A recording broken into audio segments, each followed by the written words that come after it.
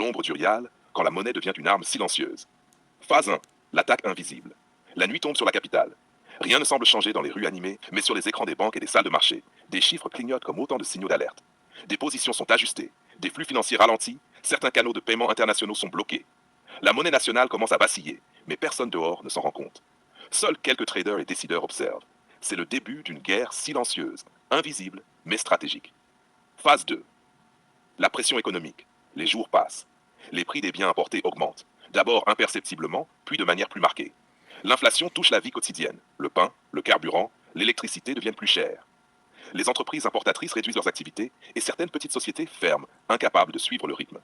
Chaque fluctuation sur la monnaie déclenche des effets invisibles mais concrets. C'est la première vague d'une tempête économique. Le gouvernement tente de contrôler la situation, ajustant les prix et régulant certains marchés. Mais la pression extérieure continue à s'exercer. Phase 3. La tension sociale. La population commence à parler des prix, des pénuries et des difficultés pour joindre les deux bouts. Les cafés, les rues, les réseaux sociaux deviennent des thermomètres de l'inquiétude. Certains habitants observent calmement, d'autres montrent des signes de mécontentement. La peur se répand silencieusement mais reste contenue. C'est à cette étape que les acteurs extérieurs observent la réaction. La monnaie a-t-elle déclenché un mouvement populaire ou la cohésion interne résiste-t-elle encore? Phase 4.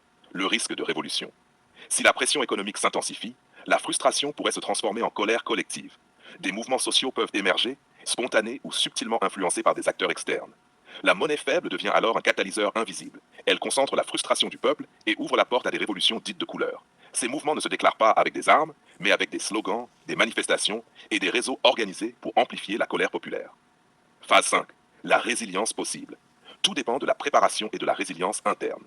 Un pays peut résister à une attaque monétaire si son économie est diversifiée et capable de produire localement. Il dispose de réserves stratégiques en or, matières premières et devises. Il a mis en place des circuits financiers alternatifs pour contourner les blocages. Sa population conserve cohésion et confiance envers les institutions. Il entretient des alliances fiables avec des partenaires internationaux capables de soutenir ces échanges. Si ces conditions sont réunies, la monnaie peut vaciller, mais le pays reste debout. L'attaque échoue silencieusement et la population peut même percevoir la stabilité retrouvée comme un signe de force.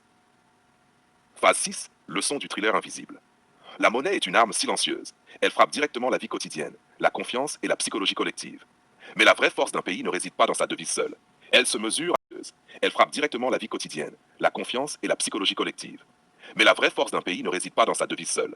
Elle se mesure à la résilience de son économie réelle, à la cohésion de sa population et à la capacité de ses élites à anticiper et contrer les attaques invisibles. En thriller économique, le suspense ne se joue pas seulement sur les chiffres ou les marchés, mais sur la capacité à encaisser la tempête sans s'effondrer. L'ombre du rial n'est pas qu'un récit de panique financière. C'est l'histoire de la lutte